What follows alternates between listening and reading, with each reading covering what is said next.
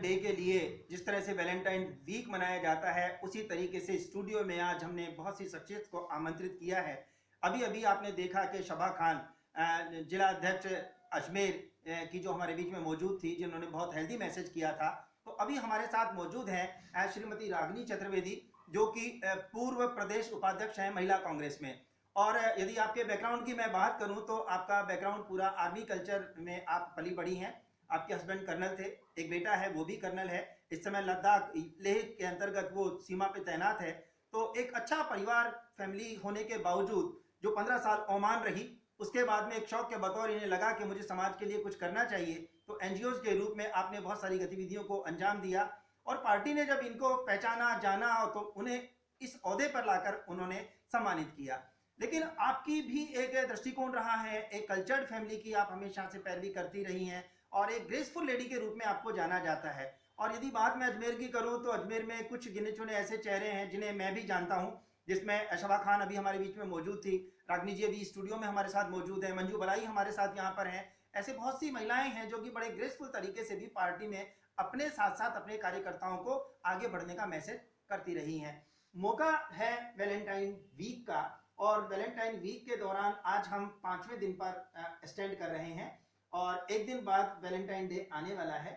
आप चूंकि ओमान रही हैं, आप सोफिया कॉन्वेंट की स्टूडेंट रही हैं और चूंकि वैलेंटाइन इंग्लिश वर्ड है, रोम से आया है, एक क्रूर राजा की हिस्ट्री से वास्ता रखता है और उन सारी चीजों को दिमाग में रखते हुए आप बताएं आखिर वैलेंटाइन डे आपकी नजरों में क्या मायना रखता है?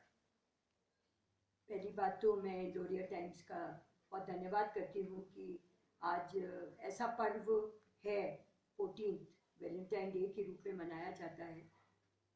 I think it is a very good thing to discuss something about Valentine.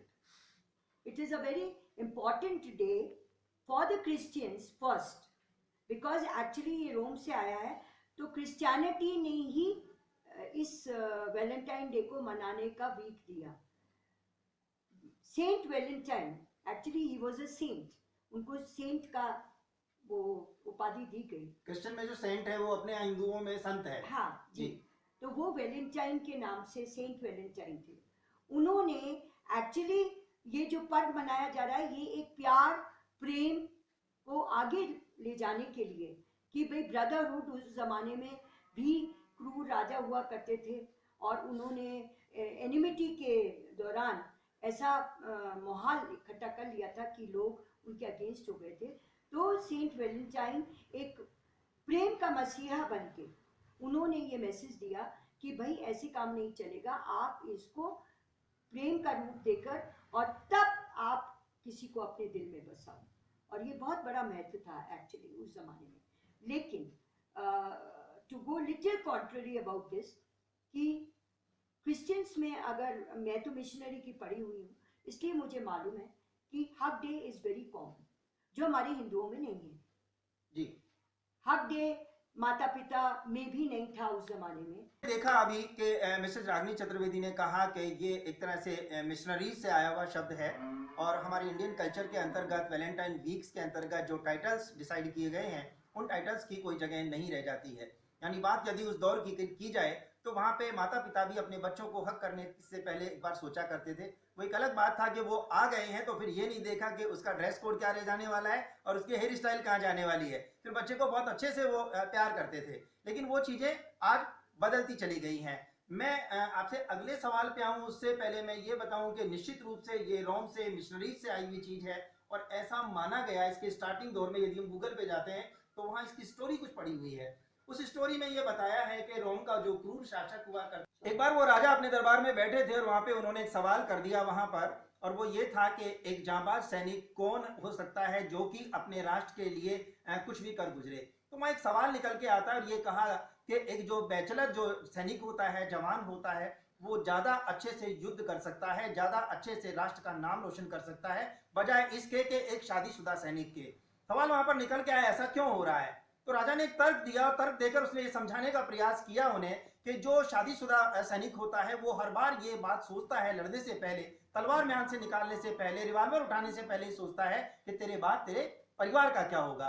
यानी उसका मेन फोकस युद्ध का मैदान ना हो करके परिवार होता है उसे अपने परिवार और सदस्य के लोगों का सामना करना होता है। इसलिए अकेला व्यक्ति जो होता है उसे आर्मी में जगह मिलनी चाहिए, उसे मौका देना चाहिए, वो ज्यादा कंसंट्रेट होता है। लेकिन वहां संत वैलेंटाइन जो हुए हैं उन्होंने कहा था नहीं, ऐसा नहीं हो सकता, जज्बा जज्बा होता है, उसके साथ परिवार खड़ा है या देश खड़ा है बात एक अलग है, लेकिन बात एक समीक्षा के दौर से गुजरनी चाहिए। तभी से उस संत को उसने राजा ने भी माना और उसने कहा कि तुम्हें एक वैलेंटाइन की उपाधि दी जाती है, यहाँ पर आप संत हैं और आप इस तरीके से आगे चलेंगे और आपको दुनिया में लोग इसी रूप में जाने जाते रहेंगे कि प्यार कभी युद्ध में या राष्ट्र के भावनाओं के अंतर्गत बाधक नहीं हो सकता। इसलिए उसे, जैसा कि आपने कहा, प्रेम का मसीहा माना जाता है संत वैलेंटाइन डे को, कि उन्होंने पैरवी की कि पैर में रहते हुए भी युद्ध लड़ा जा सकता है, तो परिवार में रह करके भी, समाज में रह करके भी एक अच्छे माहौल को जन्म दिया जा सकता है। मैं रागनी जी आपसे ये जानना चाहूंगा, क्योंकि आप मिशनरीज के संपर्क में रही हैं और आर्मी कल्चर से रही हैं, खुलेपन को आपने बहुत अच्छे से देखा है, समझा है। आप बताएं कि खुलेपन का, स्वतंत्रता का आज की यंग जनरेशन जिस तरह से मिसयूज कर रही है, जिसका जिक्र शबा खान ने भी किया है, आप उसको किस अंदाज में लेंगे? देखिए, मैं इसको थोड़ा सा डिफरेंटली ले रही हूँ, क्योंकि आप बोल रहे हैं अगर मैं कॉन्वेंट की सोफिया की पढ़ी हुई हूँ तो इसका मतलब ये नहीं है कि अश्लीलता को हम लोग उसको उपाज कर रहे हैं या जो भी, मतलब उसको हम हवा दे रहे हैं, कहने का मतलब ये। लेकिन मैं कई चीज़ों को बुरा भी नहीं मानती हूँ अगर वो हद में है। नंबर 1, जैसे मैंने अभी आपको बताया, हक डे, हमारी हिंदू कल्चर में हक डे होता ही नहीं था, है ना। लेकिन अब फैमिलीज में भी फादर है जो लड़की को हक करते हैं। अब ये एक लास्ट ये किस डे बना दिया, तो किस डे क्यों बनाया उस टाइम पे, और आज भी क्रिश्चियंस में, क्योंकि मैं पली बड़ी हूँ क्रिश्चियंस में, आज भी उनका किस करने का जो चीख पे, गाल पे होता है, वो प्यार का रूप होता है, वो कोई भी कर सकता है जी। लेकिन अगर लिप्स पे है तो वो या तो बॉयफ्रेंड गर्लफ्रेंड का उसको रूप दे दिया गया है, या हस्बैंड वाइफ कर सकते हैं, लेकिन उसके मतलब बदल दिए आज की जनरेशन में।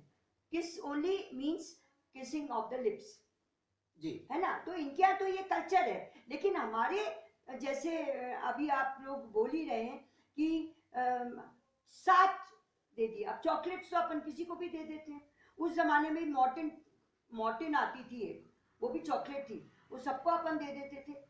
तो पूरा मुझे हंसी आ रही है, सॉरी आपकी बात कट रहा है। अभी मैं किसी एक राजनीतिक समारोह का हिस्सा था और वहां पे मेरे नॉन मौजूद थे, चूंकि वो सारे पॉलिटिक्स का माहौल था और उस पूरे पॉलिटिकल माहौल के अंतर्गत सब अपने अपने तरीके से उसमें जुड़े हुए थे। लेकिन बड़ा अजीब सा वाकया हुआ कि उनमें से ही एक मेरी नॉन जो है वो आती हैं, मुझे चॉकलेट दे के चली जाती हैं। अब उनका चॉकलेट देना और तमाम लोगों का उसके ऊपर देखना कि ये क्या हो रहा है। अब यदि मैं उस चॉकलेट को एक्सेप्ट नहीं करता हूं तो देने वाले का अनादर हो जाता है, और यदि मैं उसे एक्सेप्ट करता हूं तो निश्चित रूप से सामने वाला बेशक कुछ भी सोचे, लेकिन उसके कॉन्फिडेंस को मानना चाहिए।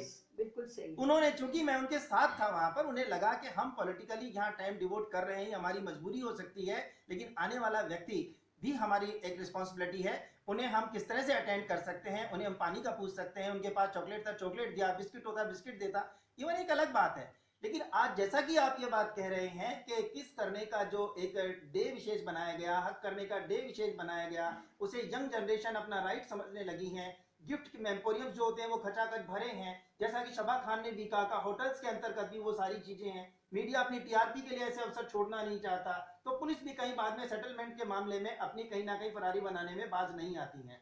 हम समय की लिमिट को ध्यान में रखते हुए मैं चाहता हूं कि आपका जो बैकग्राउंड रहा है और जो बोल्डनेस रही है, उसको लेकर आप क्या एक आवाम को मैसेज करें कि रिश्ते अपनी पहचान ना खोएं, बल्कि रिश्तों के प्रति विश्वास बरकरार रह सके। ऐसा है, रिश्तों को मैं बहुत ही अलग अंदाज से देखती हूँ। रिश्तों में ऑनेस्टी, विश्वास, सास के रिश्ते होते हैं, प्रेम के रिश्ते होते हैं, जज्बात के रिश्ते होते हैं। ये सब रिश्ते जो हैं, अगर हम एक ही सर्किल में ले लें उसको, तो वो प्रेम का ही रिश्ता है। और उस प्रेम को हम कभी भी नीलाम ना करें, ये ध्यान रखें। बच्चे भी ध्यान रखें इस बात को, माँ बाप को जलील ना होने दें, बड़ी सभा में। और प्रेम के उस विश्वास को इतना बड़ा कर दें, उसका दायरा, कि वो अश्लीलता में या गंदगी में परिवर्तित ना हो। उसको हम गंदा नाम ना दें, ना हम शारीरिक रिश्ता को उससे कभी ना तोलें। रागनी जी, मैंने जितना आपको जाना है, समझा है, कई बार आप एनजीओ गतिविधियों में भी शामिल होती हैं, आपको ओल्ड म्यूजिक बहुत बहुत अच्छा लगता है। आपके साथ एक दो बार सफर करने का मौका मिला तो हमेशा आप ओल्ड म्यूजिक और उसमें भी बड़े ट्रेडिशनल सॉन्ग सुनती हैं। तो आप ऐसा कौन सा एक गाना चुनेंगी वैलेंटाइन डे के रिगार्डिंग, जिसमें कहीं ना कहीं आपका भी वैलेंटाइन फीलिंग आ जाए और यंग जनरेशन को भी मैसेज चला जाए? दो पंक्तियां आप बताएं। तू प्यार का नगमा है, मौजों की रवानी है, जिंदगी और कुछ भी नहीं, तेरी मेरी कहानी है, क्या बात है। एक प्यार का नगमा है। आपने प्यार के नगमे से बात शुरू की है और आपसे पहले शबा खान हमारे स्टूडियो में रही हैं, तो मुझे भी किशोर दा के गाने की पंक्ति याद आती है। अभी शबा जी हमारे बीच में नहीं है, लेकिन संभवतः है वो भी इसको जब सुनेंगी देखेंगी तो उन्हें लगेगा। किशोर दा के गाने की पंक्ति है, शमा कहे परवाने से परे चला जा, मेरी तरह जल जाएगा यहाँ नहीं आ। यानी प्यार दीवाना होता है, मस्ताना होता है, हर खुशी से हर गम से बेगाना होता है। गानों के मीनिंग निकालने में भी यदि हम जाएं तो बॉडी में एक वाइब्रेशन आना चाहिए। मैसेज है, लिखने वाले ने लिखने में कोई कसर नहीं छोड़ी, संगीतकार ने उसमें संगीत की जान भर दी और दिखाने वाले ने उसका फिल्मांकन बहुत शानदार तरीके से किया।